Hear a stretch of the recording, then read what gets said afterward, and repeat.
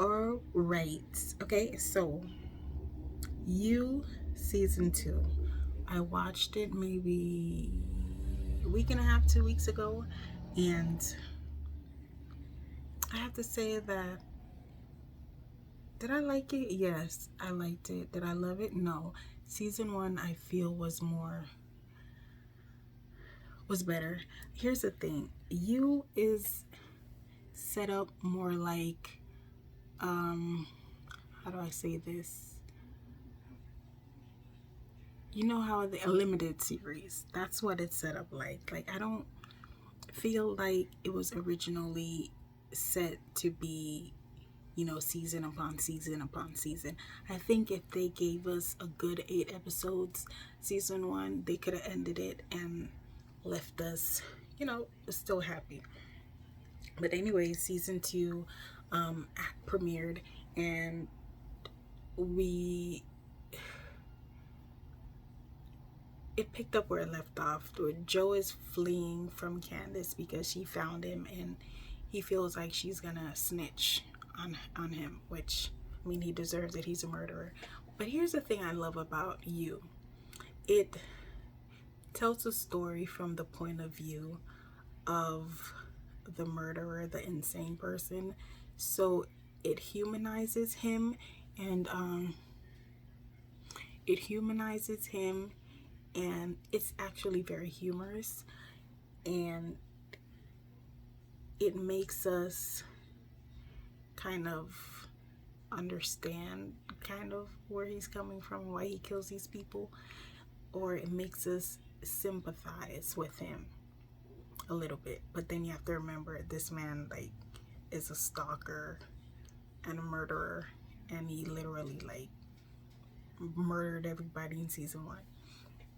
So season 2, and he's in Los Angeles under a new name, Will Bettelheim, some weird ass a name that sounds fake. So the real Will, he had locked up and eventually let him go because he wanted to prove that he wasn't a murdering psychopath, and that he doesn't just kill people, that he can actually, let them go and trust them. So he ended up letting Will go, and the real Will, turned out to be kind of like a sounding board, or someone that he goes back to, and that can, walk him through and calm him down, and, you know, humanize him a little bit.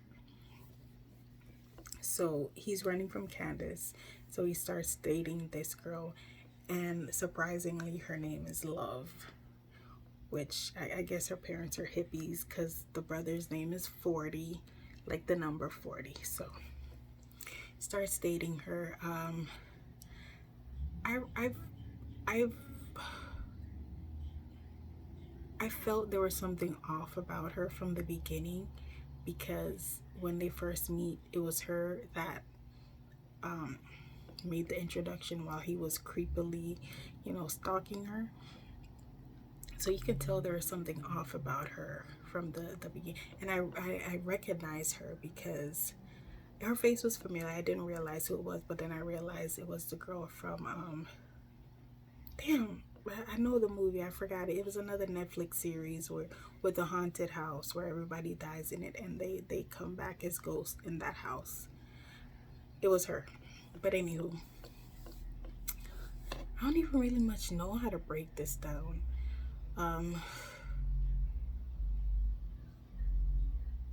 So eventually he ends up killing.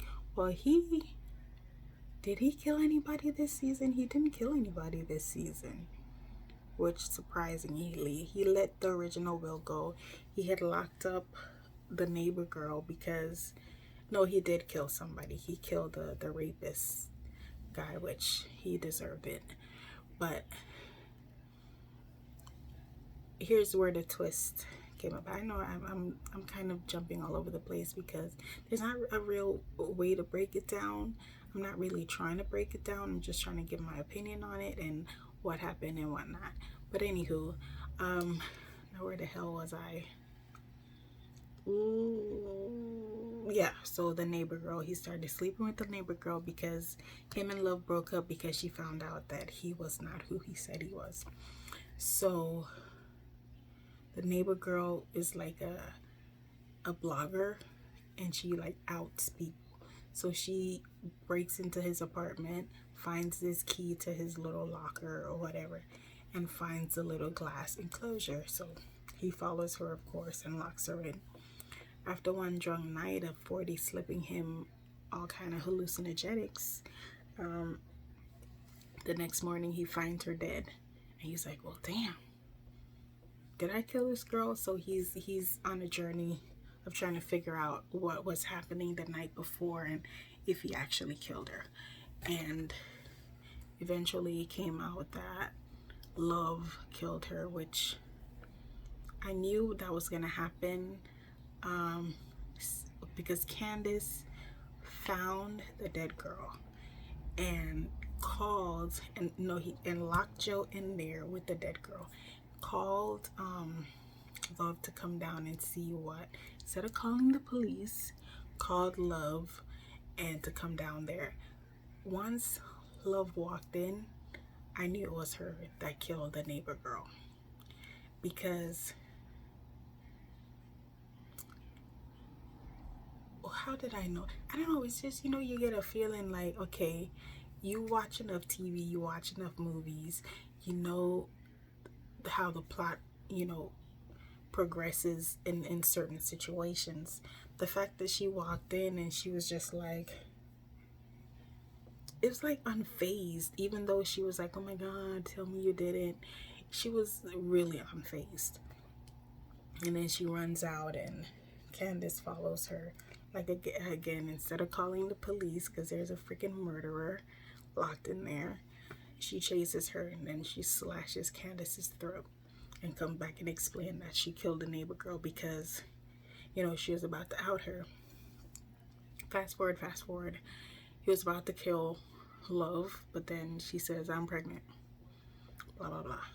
40 tries to kill Joe because he found out the truth about Joe killing Beck from season 1, which I didn't like her character at all. So 40 tries to kill him. 40 ends up getting shot. Blah, blah, blah, blah, blah, blah, blah, blah, blah. Fast forward to the ending where, he's coming home with groceries and the pregnant Love is there and they're moving into this new house. So you think, oh my God, happy ending, blah, blah, blah. But no, he finds a new target to stalk, which is now the neighbor. So here's the thing. Season 2, his main storyline was about his relationship with his mother and how she fucked him up, basically. So already you get a precursor to where it's leading to in a season 3. So like he's stalking this lady now through the fence, and you can tell it's an older lady. She's married and she's relaxing. She's doing her thing. So I didn't get it right away, but I believe that could be his mother, and he's going to stalk her and try to, get back in her life and figure out things in season 3. Here's what I found on one of these videos. Someone says Joe is obsessed with finding love, but he's obsessed with you, and he finally met you, who is the woman through the fence. So, which he called Beck you at the beginning, and I believe he called Love you, but it was kind of it's kind of weird because he's like, I'm in love with Love and her name's Love and blah blah blah, and somebody was like, yeah, he has love, but he's not obsessed or in love with Love. He's obsessed and in love with you. So no matter where he's at, in his life, no matter how happy you think he is, no matter how much you think he found what he's looking for, there's always going to be another you. There's always going to be someone he's obsessed with. So at this point, Joe's a lost cause. I thought, you know, season 2, he might have redeemed himself just a little bit, but then you have to remember, he's a sociopath, he's a psychopath, he's mental, he's a murderer, he stalks women, like injects himself into their life when they don't love him properly or give him what he wants, which he doesn't want anything. He likes the chase, he likes the stalking, he likes the manipulating of events around this person's life to put him in their space. That's what he thrives off of. So no matter how much you think, oh my God, he's chasing this girl, if he could just have her and she could love him, he'll be fine. No, that's not what he wants. That's not what makes him tick. He likes the chase. He likes, and Penn, is that his name? Badgley. Is that his name? Whatever. The guy that plays Joe, he is great in the role. He does a really good job of being creepy.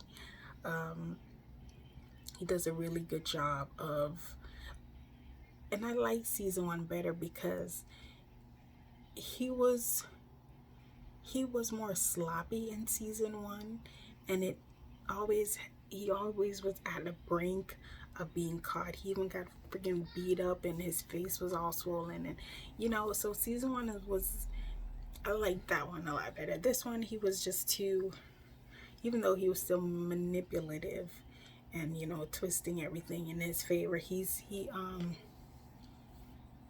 humanized him a little bit until the end, when you realize he's a piece of shit and he's not going to change. He's just a creep, and that's it. But anywho, I loved season 2. I think it's a fresh new show. Well, it's not new, it's fresh. The concept is fresh.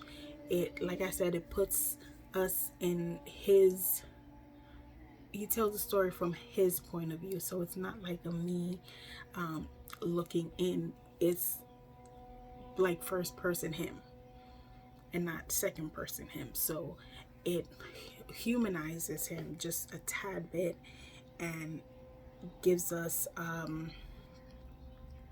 makes us sympathize with him a little bit, just a tiny bit. But I loved it. I think it was great. I would give it maybe a 3.5 out of 5, closer to 3.75 out of 5, because it was a good season.